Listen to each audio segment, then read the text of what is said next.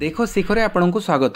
तृतीय चतुर्थ पर्याय निर्वाचन पर विजु जनता दल पक्षर शुक्रवार 18टी विधानसभा आसन पर प्रार्थी तालिका घोषणा कर एक बड़ राजनैतिक घटनाक्रम में पारादीप विधानसभा आसन वरिष्ठ राजनेता डॉक्टर दामोदर राउत पुओ संबित राउत को बीजेडी प्रार्थी कर से बापा पूर्व आसन प्रार्थी हेबे अर्थात पारादीप बीजेडी लड़िबे।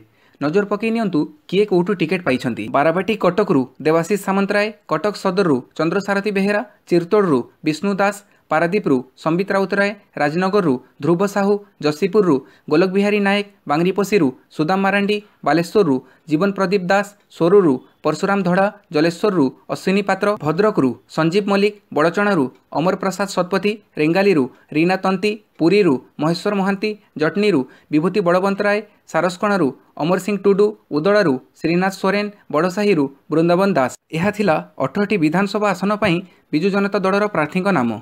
यह वीडियोटी भल लगिले यह लाइक करेंगे, आपण सांग सहित शेयर करेंगे, आउ एमिती करेन्ट न्यूज अपडेट जानापी मोर यह चैनल को सब्सक्राइब करेंगे। धन्यवाद।